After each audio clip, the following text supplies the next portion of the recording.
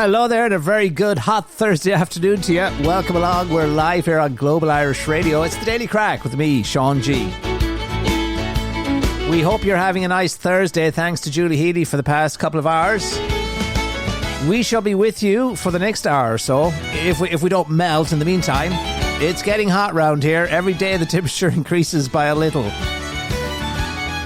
Anyway, welcome along. Good to be with you on the programme here today. Global Irish Radio, the Irish Diaspora Station, streaming on as many as 25 digital platforms. We're on Alexa and we're on the Global Irish Radio app. So thank you for taking us with you. And spread the good word. The crack is back. Yes, we're back. dailycrack.com. Happy birthday to Kathleen and Jane, celebrating a birthday out in Chicago. Also John in Chicago celebrating a birthday today, and Caroline in London celebrating a birthday today. So lots in the birthday club today. And have a great day. It is Thursday, July the 16th, 2026. Yesterday, of course, well, we weren't with you yesterday because we went back to Westport to hang out with some people in that beautiful town, the Killarney of the West. But yesterday was St. Swithin's Day. And on Swithin's Day, if it don't rain, 40 days of fair weather will follow. That's what the man said. That's what he said. How the tide has turned. But anyway, there you go. That's what he said. Don't shoot the messenger. So we're in store for 40 days of dry weather. Normally that would be a good thing. But on the back of the weather that we've been having and the big shortage of water and all of the rest of it, that's what people want to hear right now. Anyway, we won't get too bothered about all of that. We are into the second half of the month now, so the time it's flying swiftly by. Galway International Arts Festival continues in Galway. They're having great weather for that. That'll continue right through the 26th of the month. Lovely time to have a festival, and lots of people are attending. The Tour de France, sweltering heat there. You got to feel the parts of France that aren't burning down. But anyway, the cyclists out in this insufferable sweltering heat doesn't make the task any easier, does it? But anyway, the Tour de France in full swing at the moment as well, and that climaxes or finishes on the 26th of July. And by the way, as they're in Galway, the Arts Festival taking place as we speak. As one festival ends, another one begins. What's the man talking about, says you? Well, he's talking about the Galway races. Because the Galway races will be starting right on the heels of the Arts Festival. So, and the Arts Festival is going down very, very well. Lots of people in Galway. We were talking about being in Westport yesterday. Westport is a lovely, lovely little town. Nice, quaint town here in the west of Ireland. Foothills of Croagh Patrick, the Reek, and all of that nice stuff. And lots of people out and about. The town was alive with the sound of glasses, people drinking, sitting on the outdoor cafes and the patios. Great cafe culture. They never got to use those patios before in the past because of the bad weather. But yesterday, lots of people were around, lots of tourists and all of that nice stuff, enjoying themselves and enjoying nice cold beverages. And we met our friends there, had a nice time. And we send them off to Achill today to check out one of the best islands in the world. We were talking about that on the programme. Was it Tuesday or Monday? Ranked number 7 or 8 on the list of top islands in the world for its natural beauty, the beaches and, the sharks in the water. I did give them that caveat, the sharks are friendly, but don't take my word for it. So be careful. But they're off to Achill today, and then it's on to Sligo for a family reunion. So we had a nice time there in Westport. And as I said, they were out doing the Wild Atlantic Way. Lots of people get the bicycles. And the good thing these days, because there's a lot of hills, as you know, in Mayo and around Mulranny. So they get the assistance. They have those electric bikes now. So if you're not in the mood for... You got to switch them on, though. You got to switch them on, and if you're struggling, you can go to the electric power, and it helps you over the high hills and stuff like that. So lots of people out on their bicycles yesterday, and even though the heat, well, for foreigners it's not hot weather. For us Irish it's hot, but there you go. So a lot of people enjoying the Wild Atlantic Way and enjoying the hospitality in the cafes, and life in Westport, beautiful, beautiful part of the country. All righty, and speaking of the festival there, the Arts Festival in Galway, they're expecting close to 500,000 people this year to attend the event as part of, as you say, the International Arts Festival. It's an annual celebration of culture in the West. Galway, the city of the tribes, is steeped in culture, and this current spell of good weather, of course, is helping the box office there. It's drawing huge numbers. Could be a bumper year. They have a bumper programme as well. There's theatre, there's music, there's visual arts, street entertainment, and a whole lot more. And of course, Galway, you talk about Westport having a nice cafe culture. Well, there's an amazing cafe culture in Galway, and one whole street dedicated to outdoor cafes. Again, they don't always get to use them, but they are right now making good use of them. So anyone in that area would be mad not to take in the festival there, the Arts Festival. So many people converge on Galway, and the organisers there say that record crowds are expected. It's the 49th year, and it's taking place at multiple venues around the city. And they always build in a few extra days to allow for the weather, but they're ahead of themselves this year because they haven't had to have any rain days or anything like that. So they might run out of attractions, who knows. As I say, every other year, a lot of the stuff, there's things happening outdoors, and the rain can put a damper on that. So as part of their, I suppose, wisdom from previous years, they build in a couple of extra days to the schedule to allow that if one event is cancelled, they can reschedule onto a dry day. That's not a problem this year. As St. Swithin said, there's going to be fair weather for the next 40 days or so, and for the rest of the, we hope for the rest of the festival there in Galway as well. The town is it's buzzing with, we're told it's buzzing. Everyone's in great humour. The crews, the audiences, the artists, and it suddenly feels like the Mediterranean there in Galway. So well done to everybody, and enjoy these good times and the fine weather here in Ireland. Well, if you can't enjoy the weather and you have to work, I suppose it's not ideal. But somebody has to put bread on the table. The roads are melting in Cork. Killarney's burning down parts of it. There's wildfires. Farmers' tans to bait the band everywhere you look. And don't be like me when I went to Westport yesterday and sat on the outdoor seating area, only to be shaded on one half of the face. I didn't realise at the time, of course, and not shaded on the other half. So I came home sporting a lovely, I won't call it a tan, a sunburn on one side of the face and not on the other. So if that's not reason enough to go back to Westport over the weekend and finish the job, I don't know what is. But there you go. We had a lovely time, as I said, hanging out with our friends, sitting outdoors. I love sitting outdoors, and we don't get to do it often enough in this country. But anyway, we're delirious with the heat.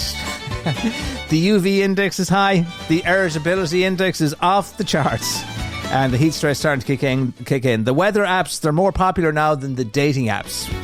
When did you ever see that? Yeah, everybody checking out Met.ie and Carlo Weather for forecasts and predictions. Tinder is taking a back seat. Anyway, half the country is out of water. The other half is out of those paddle pools that the youngsters can paddle around in the backyard. So there's a run on those. We picked up the last one at Mr. Price yesterday. So contributing to commercialism and all the rest of it. The government, they're talking about outlawing. Well, they like to outlaw a lot of things. They're talking about scooters right now. We'll talk about that maybe a little bit later on. But they're talking about outlawing those disposable barbecues as well, because that's, I think, what's in part being attributed. That might have played a role in the wildfire there in Killarney. We'll come on to that as well in a second. Some people are so mad, gone so nuts from the heat, that they are requesting Christmas songs on the radio. I was listening to Midwest Radio last night, and a request come in for driving home for Christmas. Chris Rea, your man said, Michael Commons, if we did that, we'd be driven out of here. So no Christmas songs in July. Although saying that, if you were listening to the O'Connor radio show last week, Sinead O'Connor, the O'Connor show, I was going to say Sinead O'Connor, Siobhan O'Connor in Chicago, the O'Connor family hour or 2 hours in Chicago, preceding Tom's Good Morning Ireland. It was a recorded show last week, and it was from Christmas, a taped show from way back. And so, It may have been hot and sticky all around the place, but they were talking about cold temperatures and roads covered in snow. So that's what that was all about, in case you were wondering what's going on in Chicago. There's no snow there. They played a repeat or a replay of a show from way back because this thing of Christmas in July, it's a big thing in some places. Down under in Australia, I know that the Irish are having a big event. Well, the weather, it's winter down there, so they could do that. It's not as outrageous. But anyway, so they have a Christmas in July, and they have a big fundraiser just from listening to the programme here on Global Irish Radio on Friday nights. That's the Ireland Calling programme that comes your way, 11 to 1 or 11 to 2. And they're having a Christmas in July down under on the 25th. So that's what that's all about. But anyway, nobody warned us that summer was going to be like this. And there's great drying out. It's so hot that Margaret wants to move into the refrigerator. The washing machine is broken down and she's not happy to be missing out on all of this drying. But there you go. That's life, isn't it? And people opening windows that they didn't even know that they had. Oh, boy. Dailycrack.com. We're live, friends, here on Global Irish Radio. My name's Sean G. Check out our brand new companion website, the website that goes with the show. It's where we find all our crack. The best crack. Check it out, Global Irish Radio. Dailycrack.com. You see, I am delirious with the heat. It's very hot here and we're sitting inside a window. Looking off in the backdrop is Croagh Patrick. By the way, Reek Sunday is taking place on the same day as the All-Ireland this year, on the 26th of July. So I don't know if there'll be anybody left in the county to climb the Reek. We might have to rely on tourists and asylum seekers for Reek Sunday this year. But that's just so you know. Or you could do both if you're feeling brave and courageous. The heroes among you, Reek Sunday, the 26th. And by the way, if you are coming to Westport or hanging out in Westport, John Staunton, great country and Irish music performer, lives out in Chicago now, but he's home for the summer and he is doing a series of gigs in Westport. So Cozy Joe's every Sunday night. We're going back to see him over the bank holiday weekend, the August bank holiday weekend. You should come along as well. Or if you have friends, check out John Staunton. Very, very good. Seamus Moore, by the way, is coming to Tormacadie next Wednesday night. If you're a fan of Seamus Moore, coming to one of the venues there, Mora Lux, I think. So that's worth checking out as well. So there you go. Some of the good things that's happening. But back to the website, dailycrack.com. There are links to the podcasts of this show, and then there's links to all the major news sites. There's a link to all the front pages. You can get a glimpse of the daily headlines, which is nice to do over your morning coffee. Also, you get to listen to what it says in the Irish papers, courtesy of the little segment there on Morning Ireland. We've amassed it all in the one place.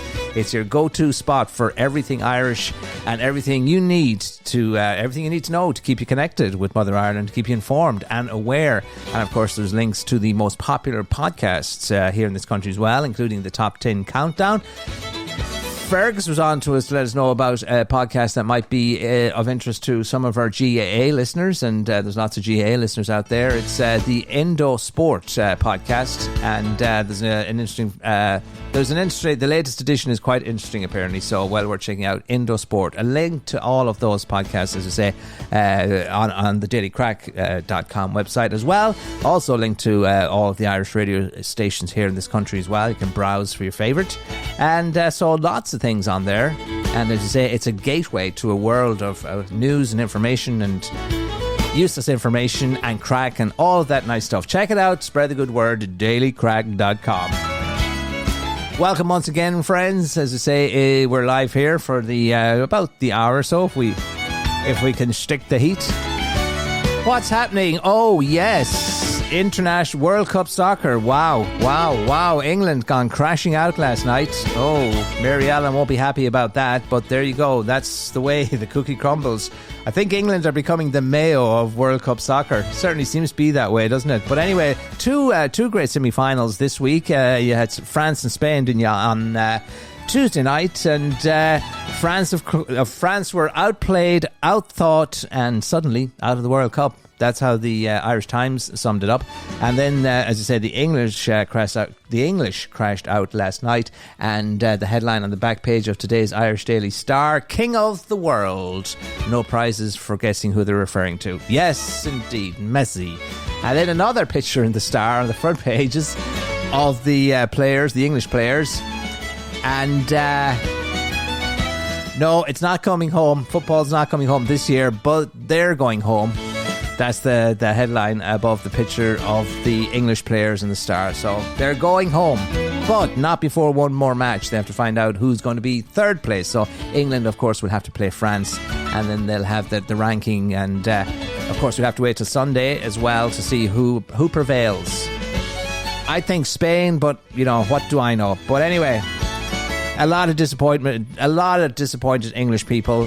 As you can imagine, Messi gave a masterclass that left England shattered as 2 goals in the last 5 minutes. What a way to, I don't know. That sounds particularly painful to be. They won the first half, the English did, and almost won the second half. And then in the 85th minute to concede a goal, and then in the 92nd minute to concede a goal. Wow. It's heartbreak for the English, but there you go. Final score there: England 1, Argentina 2, and Argentina march on to the final now against Spain. So there you go. Huge disappointment for Harry Kane and his boys there. Did I say that Harry Kane was from Mayo? I meant Galway. Just to clarify that. Fergus wanted me to point that out. We're not claiming him anymore. But there you go. That's the latest on World Cup soccer. Lots to look forward to on the 19th. That's when the final will be. And this year, it's kind of like the Super Bowl, because obviously it's been hosted by the US, and FIFA are going to have a big halftime show. Some people, the purists, don't necessarily like it, but they've extended the break and halftime to facilitate this halftime show. It's going to be a huge extravaganza. Madonna is going to be there, Shakira is going to be there, and Justin Bieber are all performing during the longer than normal break at the MetLife Stadium on a Sunday. So there you go. Some people like the idea of it, some people don't, but FIFA say that recognising that the final is a cultural event as much as a sporting event. So that's going to be spectacular. And of course, with the price that people have been paying for those World Cup tickets, I suppose they should get a little bit more bang for the buck, and they should be well entertained at halftime. So they are going to be well entertained at halftime. What an amazing place to be on Sunday. If you can't be in Croke Park for the All-Ireland hurling final, the next best place to be is in the Met Stadium there in New York for the World Cup final, where Argentina and Spain. I'm predicting Spain. I'm usually right 50% of the time when it comes to these kind of events, but there you go. We'll have to wait and see.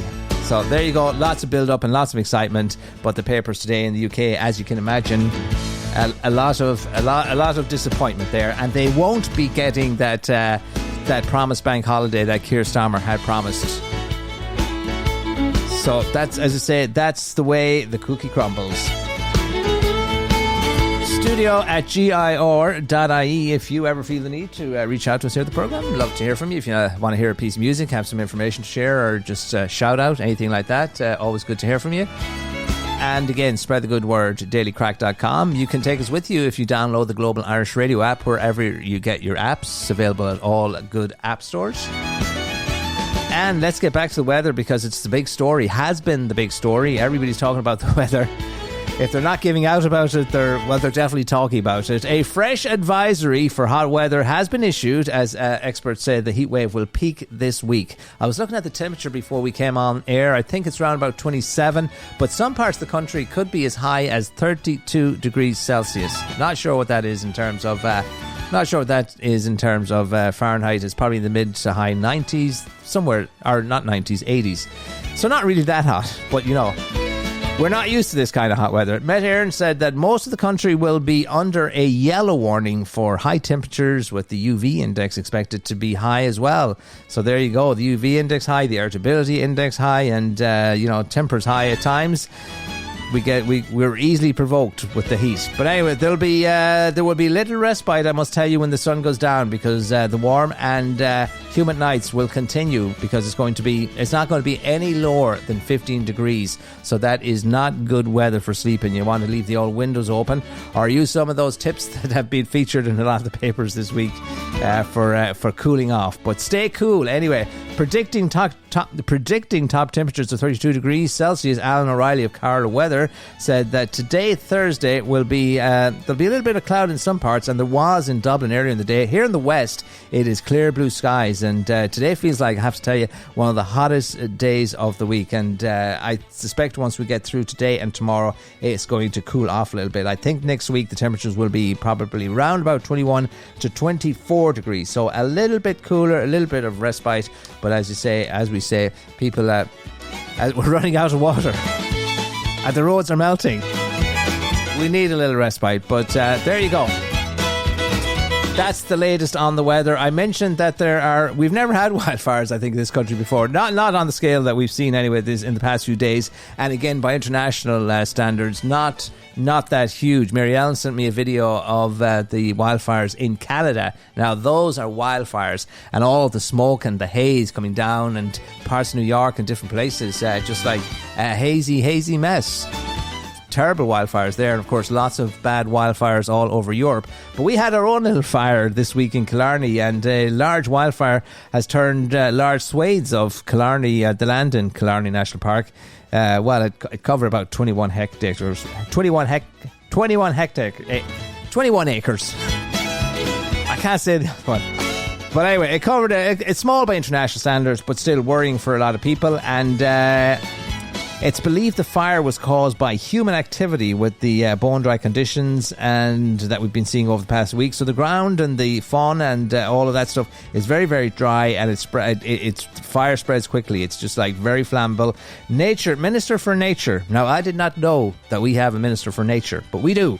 And his name is Christopher O'Sullivan, and he's finally got some work to do. Anyway, he's talking about the devastating fire in Killarney National Park, and he says he reckons it's not a natural disaster. It is caused by human activity, not nature. So, not, in other words, some of those fires in Canada and places like that, it is lightning striking the extremely dry ground, and fire takes hold and blows out of all proportion. But anyway, this was somebody having a barbecue, apparently. That is why they're talking about they're asking the shops to stop selling these disposable barbecues, because they can be not fully extinguished, and people can throw them away, and they can they can ignite, and they can burn down half of the mountainside. As there are some pictures there, a big black spot on the side of one of Killarney's, a part of Killarney National Park.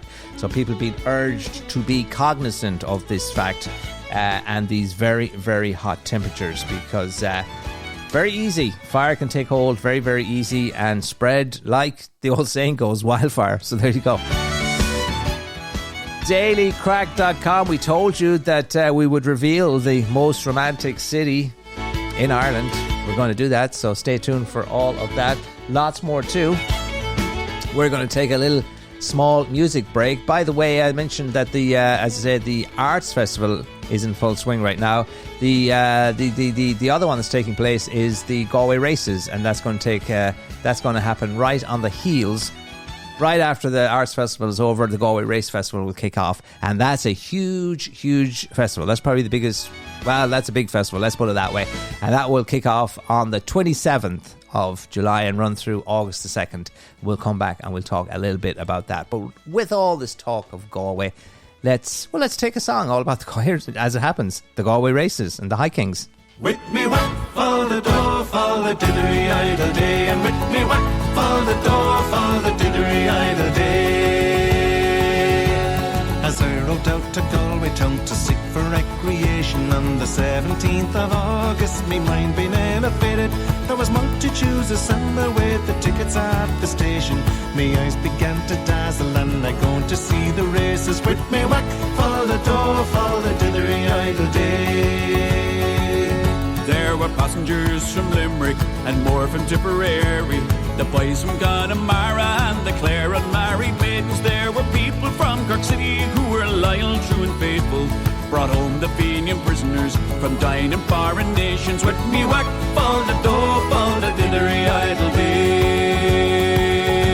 On a stair you'll see the pipers and the fiddlers competing, and a sporting wheel of fortune and the 4 and 20 quarters. And there's others without scruple pelting wattles at poor Maggie, and her father well contented, and he gazing at his daughter. With me whack for the door, for the diddery idle day. jockeys and they mounted on so stately. The pink, the blue, the orange, the green, the emblem of our nation. When the bell was rung for starting, all the horses seemed impatient. I thought they never stood on ground, their speed was so amazing. With me whack for the door, for the didgery idle day.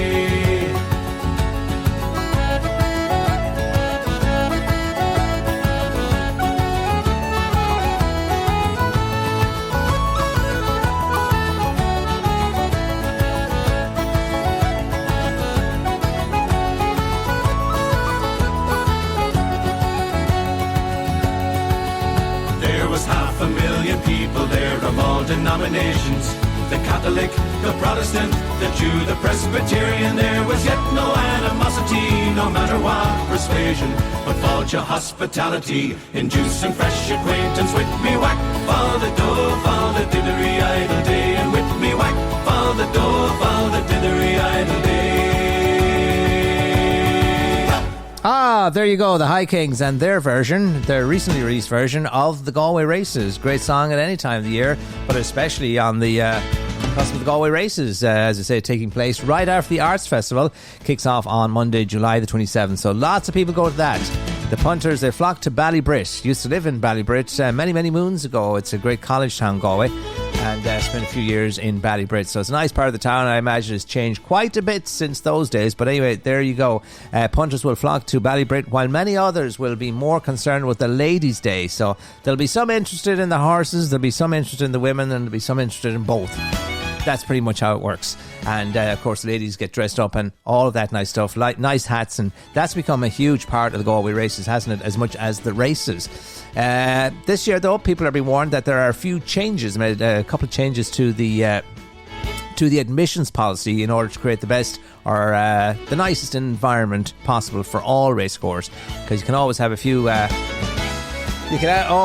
buckos that will cause trouble for the rest of people. One or two bad apples, that's all it takes. So they've refined or revised their admissions policy, and they're working closely with An Garda Síochána. So anybody that looks under 21, you have to be over 21 to get a wristband to allow you to consume alcoholic adult beverages throughout the grounds. So they're going to be cracking down on that quite a bit. Anyone under 21 will not get that wristband. It'll be free entry for anybody under 17, so long as they're accompanied by an adult, and various little things like that. So all with the goal of making it a more enjoyable and pleasant experience for everybody. So that's the Galway Races, and of course, lots and lots of people do go to that and have a wonderful time. And since we're on the subject of Galway, and we've been teasing you about Ireland's most romantic city, well, any ideas what it might be? You've guessed it. Give yourself a pat on the back. Galway, of course. Galway has been named the most romantic city in Ireland. That's according to a new survey. Of those surveyed, 48% voted for the city of the tribes, as the country's best place to fall in love. Oh yeah, love is in the air. It also topped the rankings for the best crack, and we love crack. So there you go. If you like crack, you should take yourself off to Galway, because 43% they ranked it the best for crack, and it was named Ireland's favourite destination for solo travellers, 41%. So if you're a solo traveller, it's a great place to go as well. You'll feel safe, and you'll probably see lots of other solo travellers there, and you'll make new friends and stuff like that. So cementing its reputation as one of the country's top destinations. That's Galway City. So for all of those reasons, they're most romantic, the best place to find love. That's probably why all the single people go there, the solo travellers. Or they will now, at least. And 43% like a bit of crack. So, there you go. For all those reasons, Galway is a great place to go. But it is the most romantic city in this lovely country of ours. The survey by Leonardo Hotels also found that Galway was the second most popular spot for people to head to for an impromptu city getaway, just being beaten out by Cork. Barely, but beaten at the... It was a close finish, but Cork beat them out in terms of the city most likely to go for an impromptu break. But there you go. They got enough accolades there. Cork also earned the title of Ireland's friendliest city. So how's about that? They're a friendly bunch down in Cork. 46% of people picking it just ahead of Galway. So Galway, they shaded Galway on that one as well. Galway came in at 44%. So it's a toss-up. Galway's very friendly as well. So there you go. Reasons, more reasons, as if you needed to go to Cork or to Galway, but Galway, the city of love. Cork by a shade, the friendliest county or the city, friendliest city in the country. So put that in your pipe and smoke it. But be careful where you throw the ash or the matches. You don't want another wildfire anywhere. Studio at GIR.ie. Lots of great programs here at Global Irish Radio as we come into the weekend. Check out our complete schedule at globalarishradio.com, GIR.ie. And Thursday tonight we pick up the second half of the Crack Radio show from Mary Ellen's Philadelphia, the great city of Philadelphia, where it's hot and sticky out there as well. And we'll have the full show in its entirety tomorrow between 5 and 7 here on Global Irish Radio. Finbar's Raggle Taggle returns on Friday. Finbar won't be a happy camper because news announced today by Aer Lingus, cutbacks and the like. Maybe we'll talk a little bit, give you the details of that announcement. A big job cuts announcement by Aer Lingus. 500 jobs are being axed or thereabout. They're trying to save money. They're cutting some of the routes, and one of the routes that they are cutting is the Dublin to Denver route. I remember the time when it was announced. Finbar was very, very excited because that's where he's based, out there in Northern California, or Colorado, sorry, I should say. It's the heat, friends. Anyway, but yeah, so he's very excited about that. It made his life a lot easier getting to and from Dublin, but there you go. He'll have to be accommodated on other flights. So, I digress once again. I have no idea what I was talking about. But anyway, there you go. It is the heat. Friends, oh yes, we're talking about all the great programmes here. And Finbar's Raggle Taggle returns tomorrow night. And again, you get to hear it on Monday nights as well. But lots of great programmes over the course of the weekend as well. So check it out. It stops in Boston, Toronto, Sydney, London, New York. All of those hot spots. Wherever there's Irish, you'll find us there. Again, globalarishradio.com. Now, I mentioned as well yesterday in that little teaser that Mayo supporters they were not happy about something, and you were probably asking yourself, well, what are they not happy about now? Because they're in the All-Ireland. Well, we're happy, but we were a little bit peeved off about the whole thing with the jerseys, but that's been put to bed now, I think, and it's all been sorted out, and the Mayo players will be looking great on the day, sporting their white jerseys. Not the blue jerseys that a lot of people got their jerseys in a twist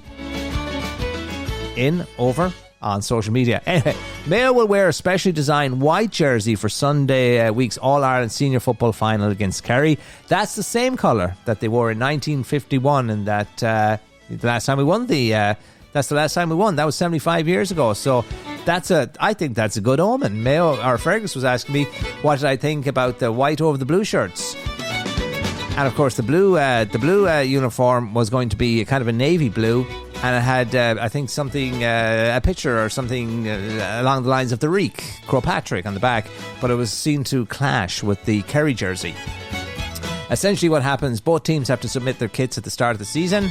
There was a clash of the traditional colours of, Kerry in the green and gold, Mayo in the green and red. And so they had to resort to the second kit for Mayo lost the toss. Kerry get to keep their green and gold. So that left Mayo in the blue shirts.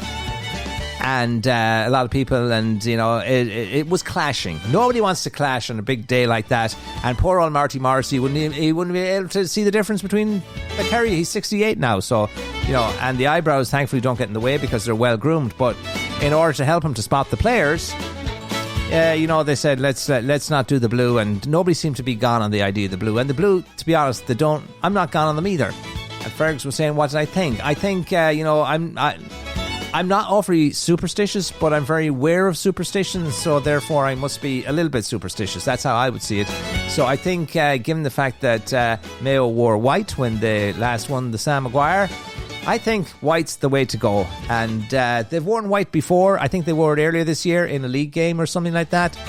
This is that's not going to be the same one. They've commissioned a special one. And this one will have the one that they played or sported earlier in the year didn't have a sponsor's name across the front. This will, because this is the major stage. Lots of money at stake, so they'll be looking good in white.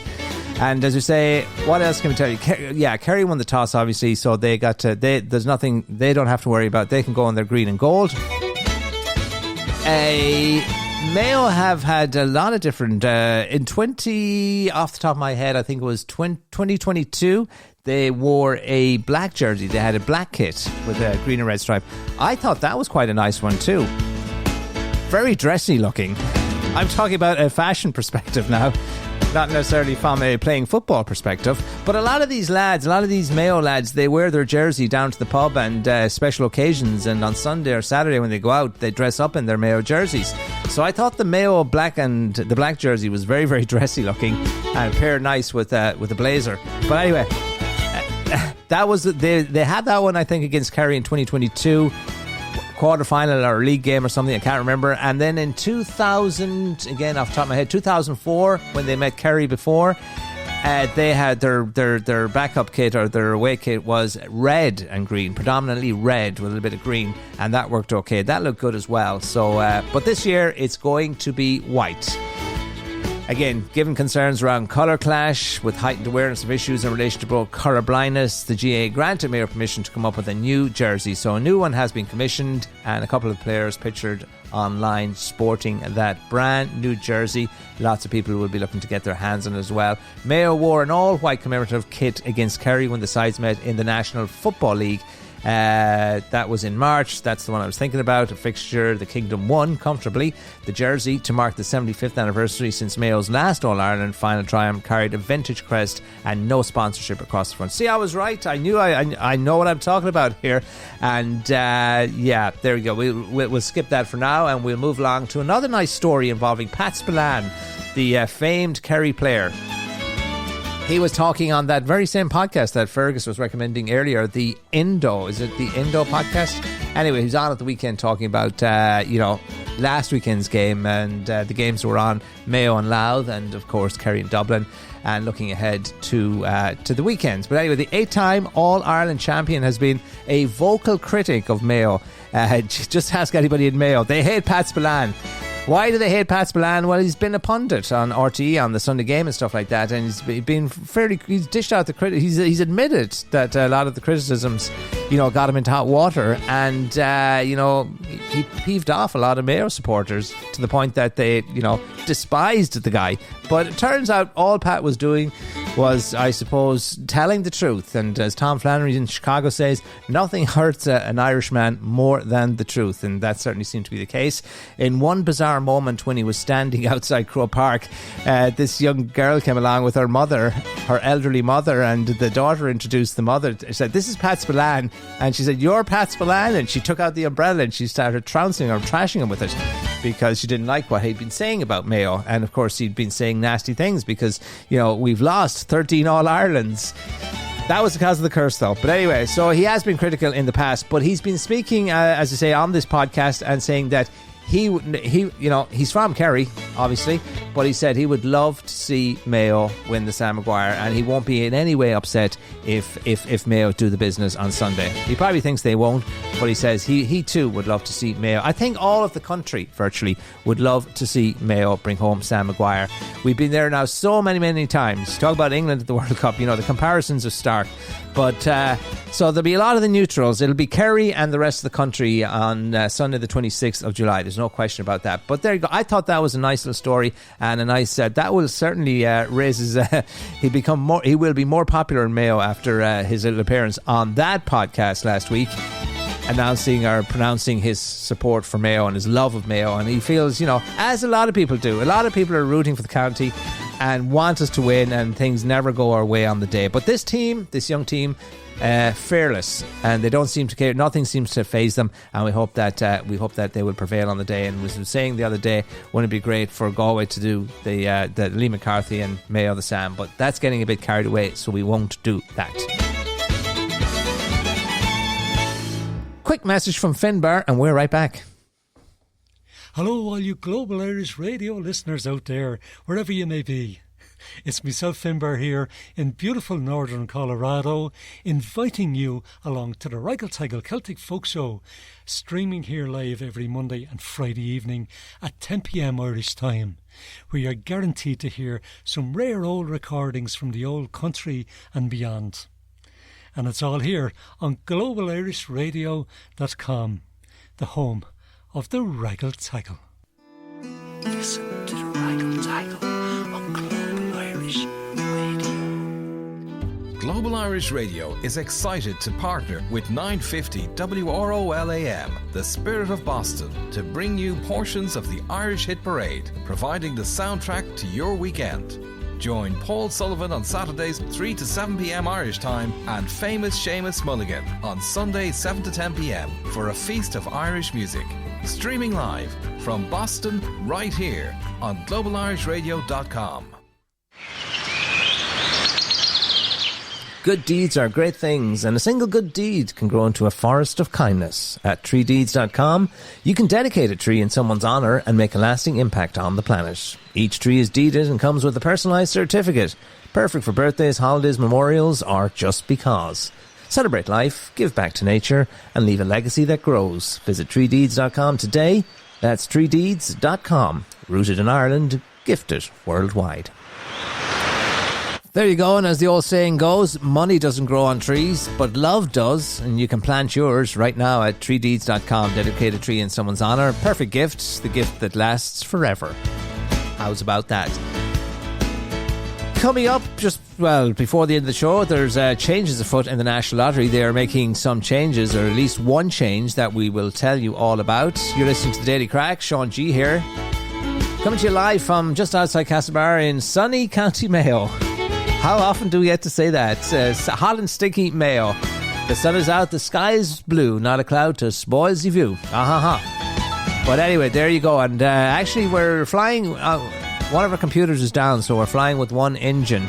So it's hard to play music at the moment. We're relying on one little computer here. But that's what modern technology. If Sully can fly a plane with no engines, we can fly solo with one engine.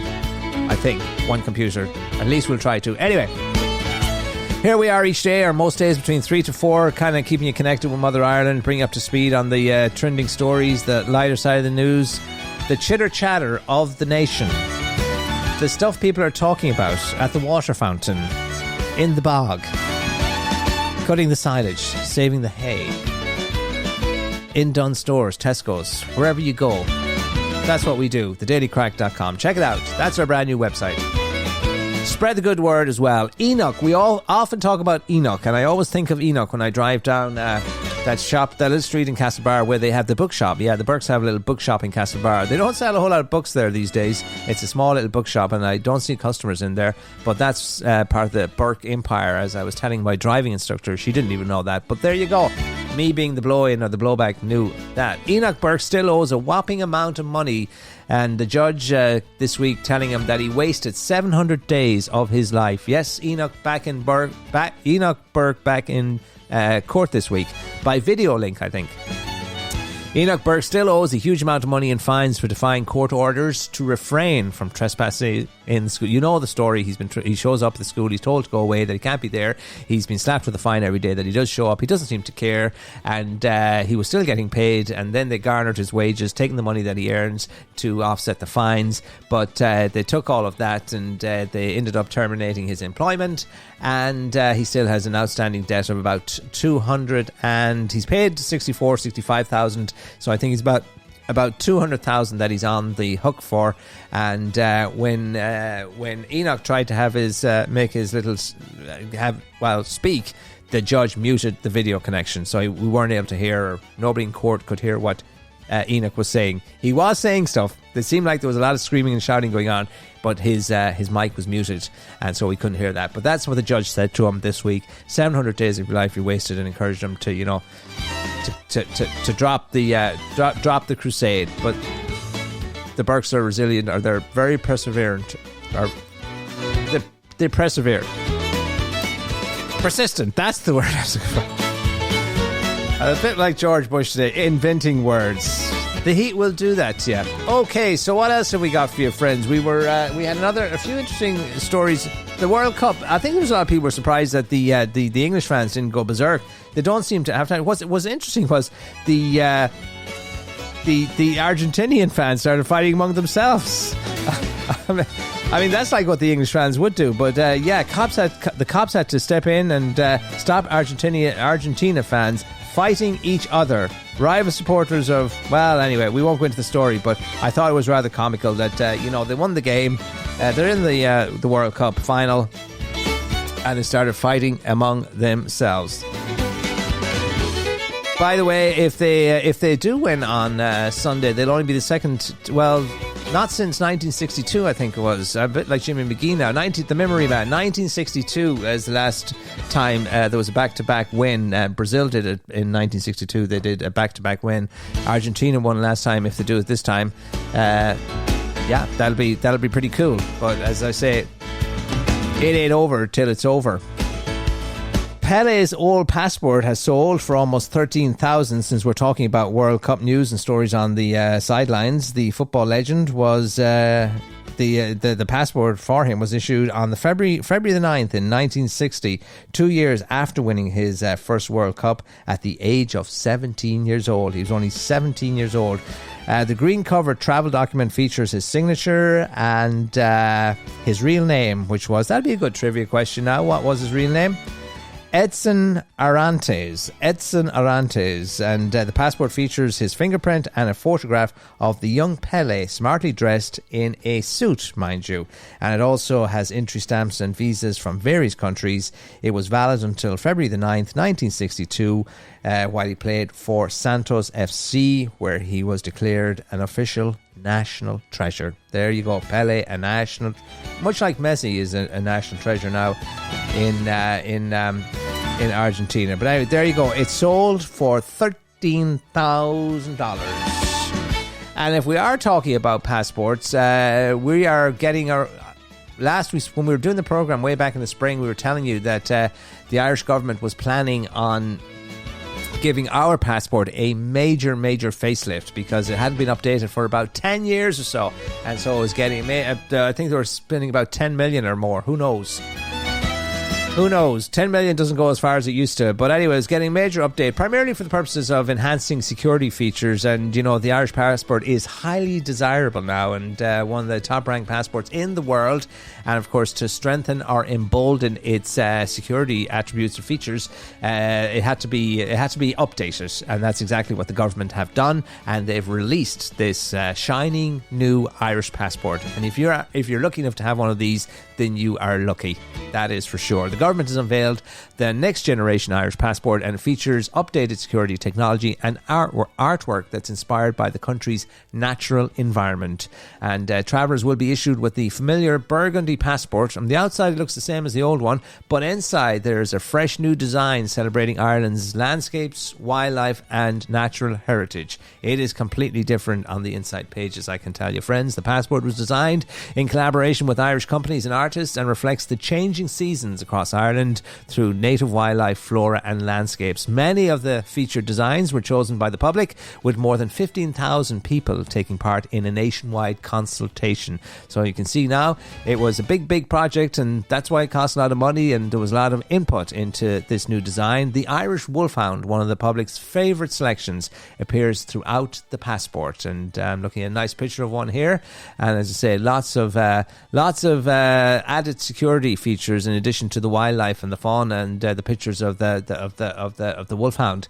The redesigned passport also supports Ireland's sustainability ambitions through new production techniques and environmentally friendly security links. So there you go. It's all done. All of you eco warriors, stand down. It is eco-friendly and it has a very low carbon footprint, all of that stuff. It includes enhanced security features well designed to protect against fraud and forgery, which of course is most important because lots of people try to, do bad things when they get their hands on legitimate passports. Anyway, several of the features are being used in the passport for the first time, and first time anywhere in the world, that is. So these are features that's new, and again, we're on the cutting edge. We always are for a lot of things.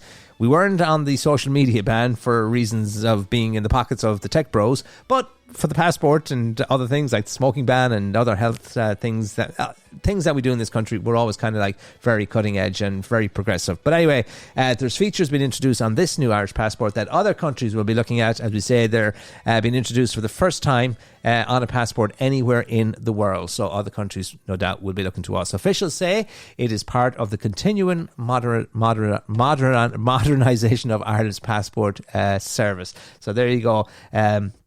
I'm not due for a new one until, 2033, I think it is. Is it 2033? I think it is. So I'll be waiting a while for that new one.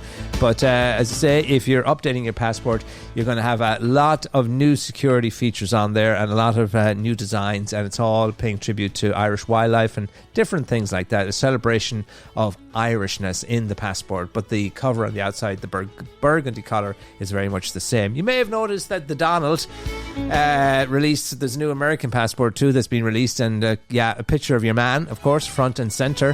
What I thought was rather interesting on that was that there's a picture of him and the words "Welcome, but be good." But does he not know that the passport, that would be okay to put on a visa for foreigners coming into the country, but the passport is for citizens and people that's basically for Americans. You don't get an American passport unless you're an American. But he puts this comment on there: "Welcome, but be good." Did nobody proofread this? Anyway, he's going to be doing his address to the nation tonight. The Donald, that is. I'm not sure if a lot of the TV networks are saying they're not going to make prime time available to him. He wants to have a rant and a rave about, I think, the integrity of the elections. Integrity.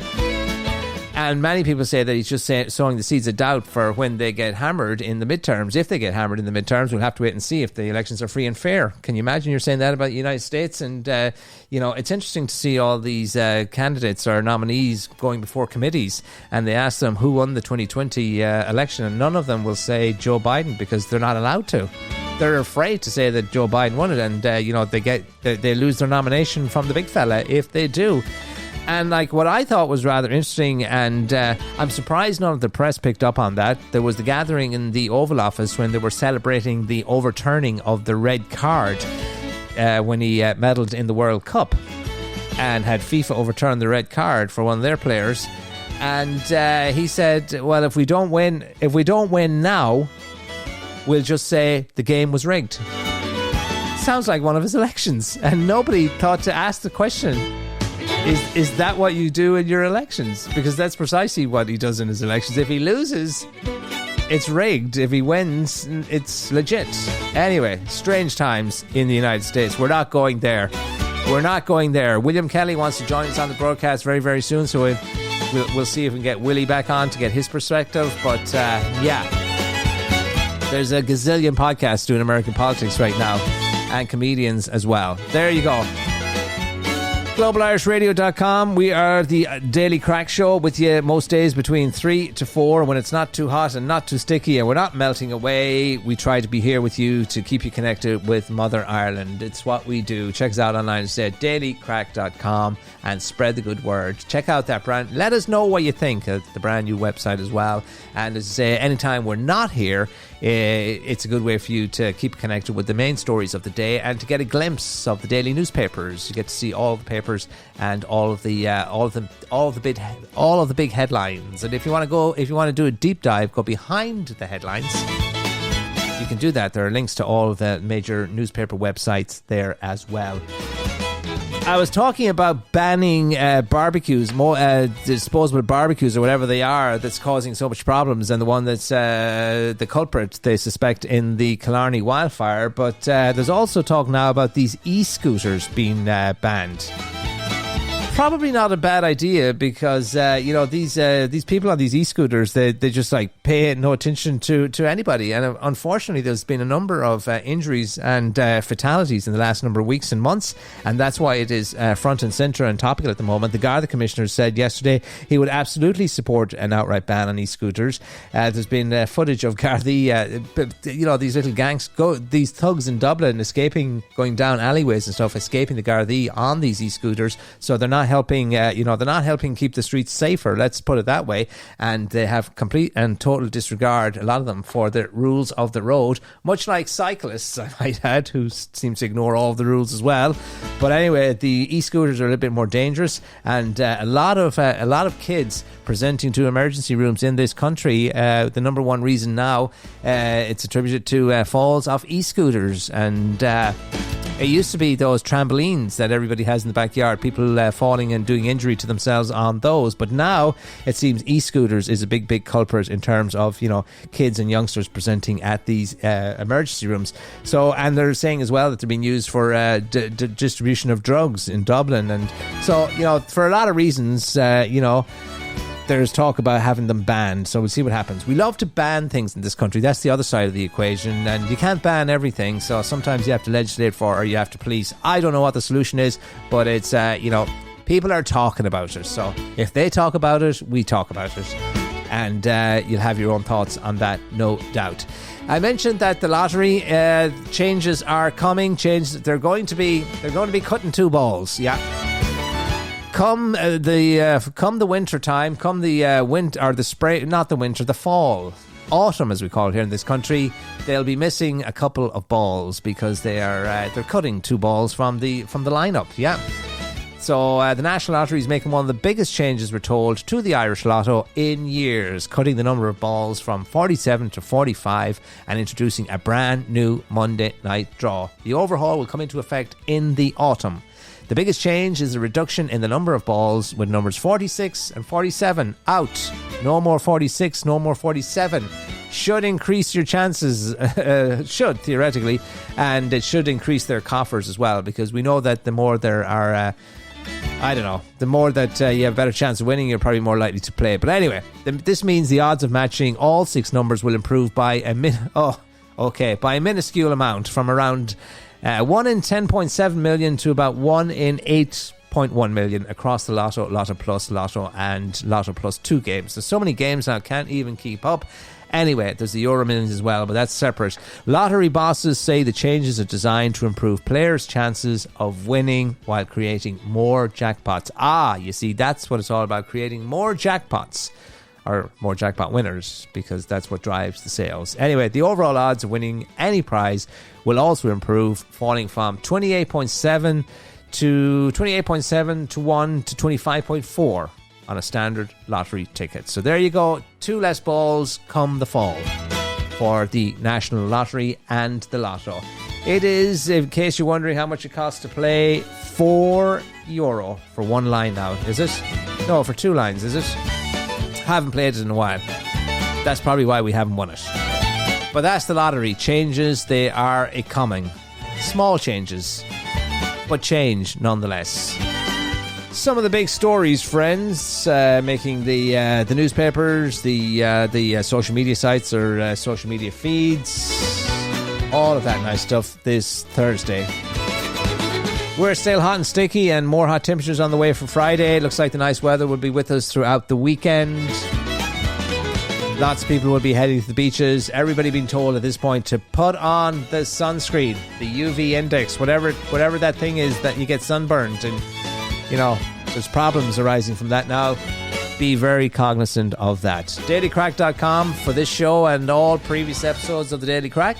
That's where you'll find us. That's our online home now, our new home. We just moved in there this past week. dailycrack.com. Check it out if you get the chance.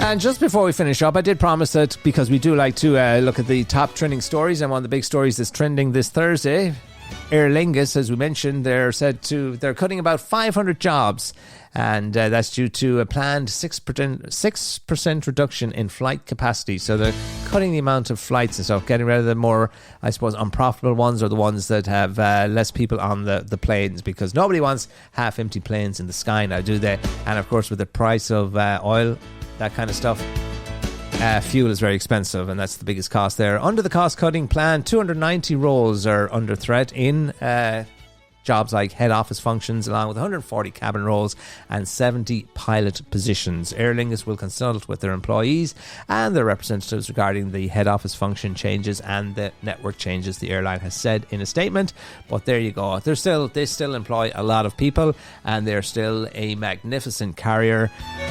Beat the American carriers, I would think, hands down for transatlantic flights, and there's always good deals to be had as well if you go at the right time. So there's always deals to be had Just depends if you know how to get them, that kind of stuff. So there you go. That's the one of the big stories here in Ireland this Thursday. The not National Airline anymore. They're owned by AIG or whoever they are.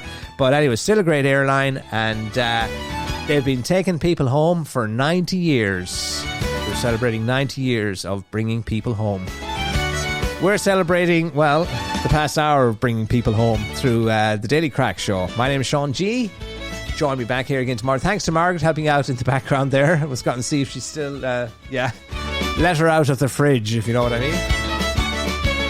Because it is hot out there and she doesn't like this hot weather. But there you go. We shall survive. We shall have a bit of music to take us out today. Can we find a piece of music? Oh, let's stay with the Galway theme. I heard this on one of the radio shows recently, and I looked it up. I thought it was a nice song. So it's a Galway song as well. It's the Galway Fiddler and Linda Welby taking us out this Thursday. Have a great rest of your day. We'll see you back here tomorrow. In the meantime, check out thedailycrack.com.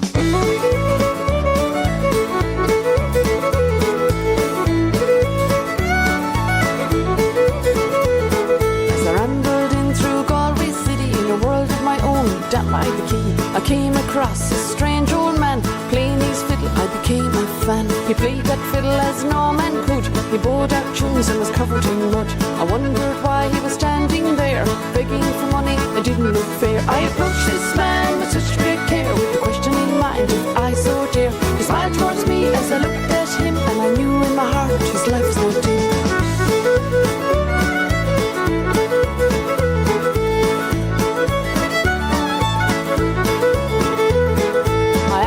Why such a brilliant musician was here on the street with all other men? He replied so kindly, I'm here for the poor, for I live in fine splendour way out in Renmore. I wondered where he had learned to play with such compassion, I do have to say. I'd seen fine fiddlers, but never before had I heard fine music right from the core. He said he had learned from the birds in the sky, songs each morning he played till he died. He learned to listen to the breeze through the heather and play to his whistling in all types of weather.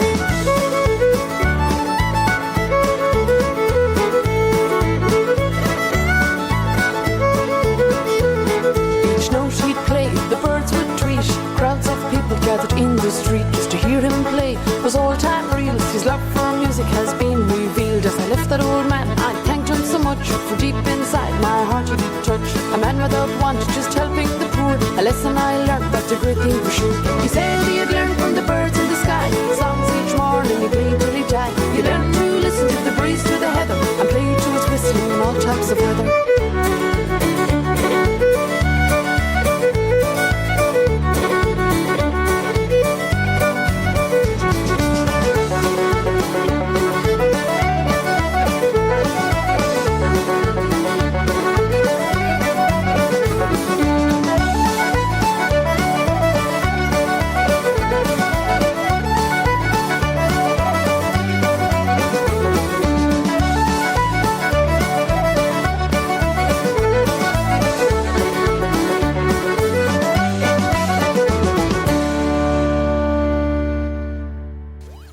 Around the clock and around the world. You're listening to GlobalIrishRadio.com.